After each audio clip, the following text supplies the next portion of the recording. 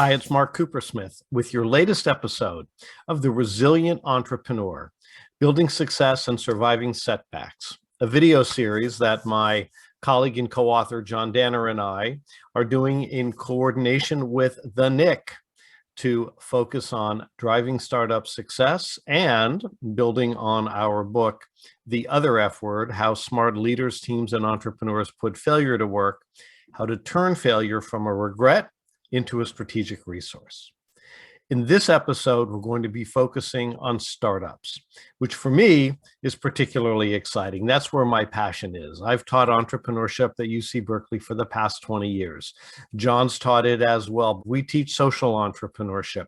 I've been an entrepreneur many times over. I've had a few successes. Google now owns a company that I started in Silicon Valley, a payment platform called Web Order, and I've crashed one or two along the way. So I've known the success and the agony of failure, and all of that rolls into the way that we think about this for startups. In fact, when John and I started writing this book, we were originally focused on kind of the inside secrets of great entrepreneurs, of Silicon Valley entrepreneurs. And we looked, and there had been some books written. Some of our colleagues had written books around, say, the lean startup or inside entrepreneurship or things like that, or open innovation. And we came to the realization that the real secret of great entrepreneurs, especially in a place where we're so resilient like Silicon Valley, is that we have a better relationship with failure. So when we talk about the other F word, in many ways, to the extent that we go through this program together and you survive and you thrive and you turn it into a resource, that is the ultimate secret ingredient, the secret weapon of great entrepreneurs, having a more productive relationship with failure. All right, let me share a screen and we will get started. All right, you should see startups launching your venture in the land of failure. Yes, startups are the land of failure. 80%, 85% or more startups fail. 75%, as we shared earlier, of venture-backed startups don't even return their basic investment to their venture capitalists. And even to get startup investment from VCs, those are in the top 1 or 2% of all companies. So here we are. If you're following along in the book, we're in chapter 6. Now, John and I focus on startups, and then we have ongoing mid-sized businesses as chapter 7, and chapter 8 in our book are what we call grown-ups, or the large corporate companies and enterprises. But here we're going to focus on startups. And in fact, one of the reasons that startups exist is because there are new opportunities. Now, there are new opportunities for a number of different reasons, many of which you might be dealing with. Maybe there are new technologies that you're taking advantage of. Maybe conditions have changed, whether it's culture or trends or fashions or needs in the marketplace, demographics. Maybe that has changed. And one of the others, which really refers to the slide that we have here, is that the incumbents, the big companies, those who are already in the market, maybe they missed some of those changes. So we like to say that your screw up opened the door and created an opportunity to my startup. And of course, there are lots and lots of examples. One that comes to mind, and we'll probably reference it in another video as well, as Kodak, who actually discovered digital photography. They owned the initial patents on it, but they had such an enduring business model built around film and chemicals and paper that they literally locked up the patents in the safe. And of course, we know what happened to Kodak, and we know what happened to digital photography. Now, I want to give you 1 or 2 key examples here, and then we have some exercises as well for you to focus on.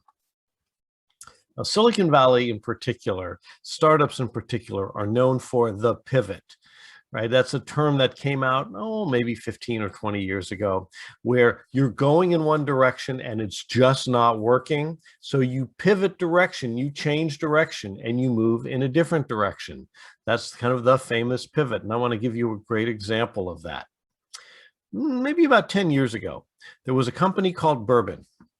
And its two key founders just had raised money from some of the top venture capitalists in Silicon Valley, including Andreessen Horowitz, which is Mark Andreessen, who was kind of the founder of the modern browser, right? And their whole idea was to create an entire suite of new applications or apps for the emerging market for smartphones. The iPhone was launched about 2 years prior to that, so things were just starting to get particularly frothy and exciting when it came to all of the apps that we now take for granted. So Bourbon came up with a whole series of apps, some online commerce, some social media, some photography, some geography and maps and things like that, all of them, and they all integrated with one another, some online gaming. And when they took these apps out to their beta customers to try them in the marketplace, the customers said, okay, not so great.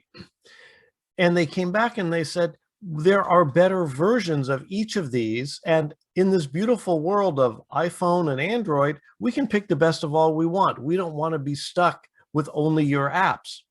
So they were about to shut the whole thing down. But fortunately, they listened enough that they heard through all of that. We don't like it. We don't like it. It's bad. It's a failure. They said, we like this little photo app that's over here on the side. That's really cool. It's easy to use, intuitive. We would use that. And it's a good thing that they listened, because that little photo app turned out to be, wait for it, Instagram. They scrapped all of their other development work, which is where they had spent most of their time and money, and just launched with Instagram. And if you remember at the time, Instagram was really the first breakout hit from the App Store at that time. And of course, it grew mightily, very popular.